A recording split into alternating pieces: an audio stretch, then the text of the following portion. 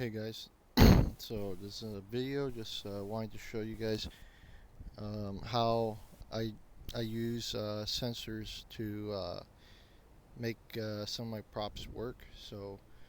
Um, so right away, so I have, if you've seen a couple videos on this prop, you'll notice that this prop actually um, he moves forward and back, and then there's a light that is below him, and then there's a strobe that hits him from above. And so the way all these activations work is there's a sensor back here, and let me see if I can move. Try to grab this thing. Get closer. So right there, it's covered with the fake branch, but it's right there. And that sensor, I just moved this branch. I'm just gonna move it down a little bit so you can get a better look. Okay, so right there, I have it in a bag to protect it from the weather. So that sensor, you can actually buy it at Home Depot. I think it was like 25 bucks, and um, and that sensor basically could sense up to about 25 feet in distance. And while it's made for indoors, I find that if I just cover it with a plastic bag where I live, um, it does all right. Um, so I have that kind, and that sensor has a long wire. So here's another one that I have that I use. So this is a better view. This is what it looks like. Um, it has a wire that extends from it. There's some that is it's directly attached with a like a plug-in piece, and but this one you could get, it's better because in a way, because you could actually move the sensor away from where you plug it in. So this one is connected to a strobe. Now the other one, I put three-way adapter to it, so um, I could have multiple things, including the strobe light and a red light, which is over here that shoots up from below, and then the actual prop, the motor that moves the prop is over here connected to that sensor. So that's something you could do. It's not complicated at all. I don't know if you could plug in more stuff to it, but I've limited it to just like about three things. This one I have it straight up just have one strobe light connected because the Zombie has its own sensor, motion sensor, so it's not really needed. Now, for sound, if you want to just like do something real quick, for sound, I got this Spirit Extreme Haunted Sound Effects box. So this one um, normally comes in like this box here. That thing inside's something else. Um, so it has a try me button, and what you do is if you want it to be motion activated, it looks like, so in the back here they give you like a little diagram of what it looks like, and they give you some instructions on how to use it. Um, and it's okay, the instructions, but you still have to fiddle with it. So what I found out is basically you have a switch, like it shows there on the side where it says repeat, off, and cycle. So you hit it on, you switch it on from the off setting, and you just hit it, set it to repeat, and you use a try me button, pick out your sound, and then check with the motion sensor. So there's actually a motion sensor cable coming from one of the bottom cords there, um, and then test to see that it repeats that same sound that you chose. After that, you just let it sit um, until you're done. Then you just turn it back off. But basically, that's what you do. And it takes 3 double A's, um, and then you could adjust the volume to be higher. The when I had the way I had it last time when I made a video, I thought I had it loud enough for the video to capture it better, but it just wasn't loud enough.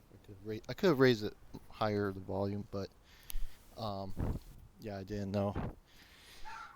But just give you a more actual view of what it looks like or how I have it hooked up. So uh, it's not so in the dark. It doesn't work very good. It needs I would say a good considerable amount of light for it to function correctly. So what I've done is I zip tied the actual sensor, motion sensor, to the base of my prop, and it's facing the light. So once the movement of the prop kind of starts to move the sensor back and forth, then it could activate. Then it actually senses motion, and then it'll go off. Because otherwise, if I shot it facing the street or facing wherever people are going to walk by, it's just not there's just not enough light for it to notice any motion. Um, so that's why I did it that way.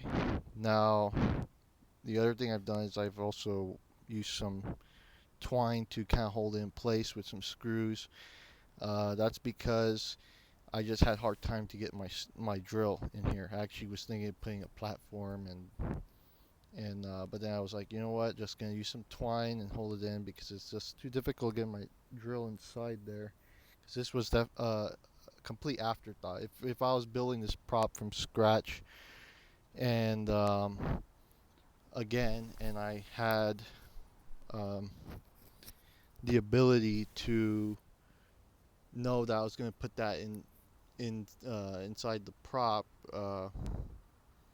somewhere, I would have been able to install it and then build everything around it. But the fact is, like, it was an afterthought. It was something I didn't think I was going to run into down the road.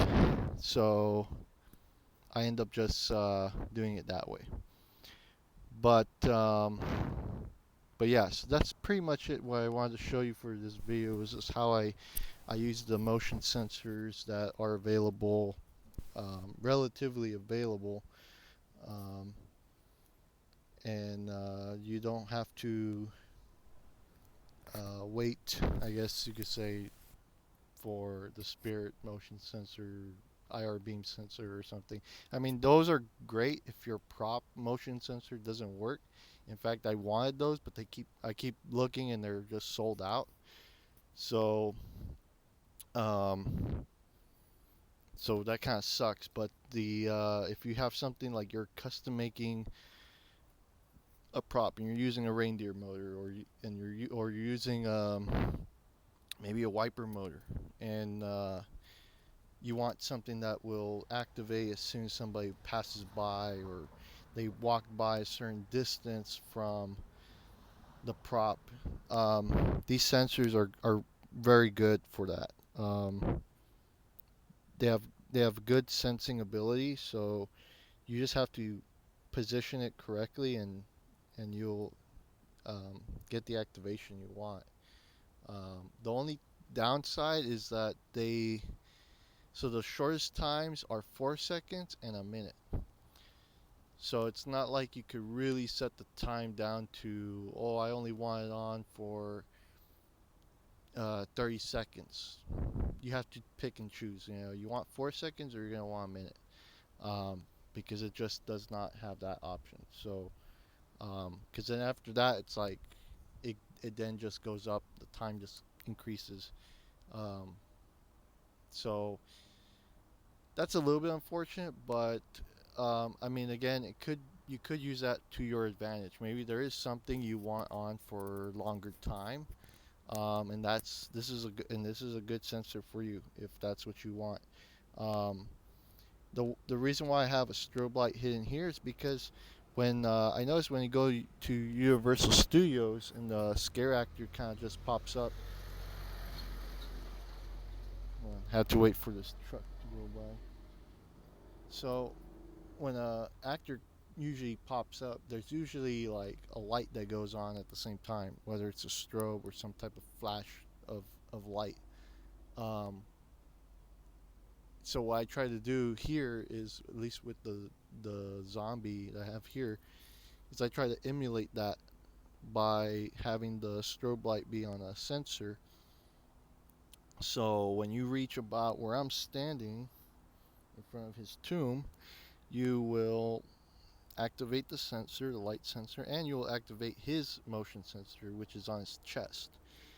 So it goes on at the same time, and it's pretty much doing the same thing as like a scare actor would do. So that's what, um, so that's the way I'm using that sensor here, versus the other zombie or ghoul that I have in the front.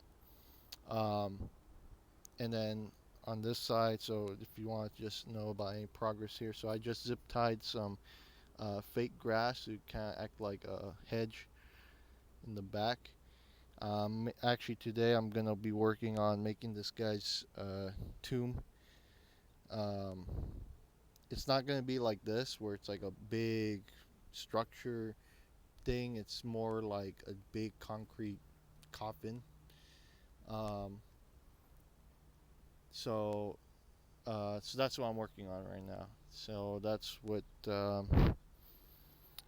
I'm doing, and so yeah, so that's it for this video. And if you haven't subscribed, go ahead subscribe. If you like the video, like the video, um, and then yeah, stay tuned for more videos on the haunt and other things I might post.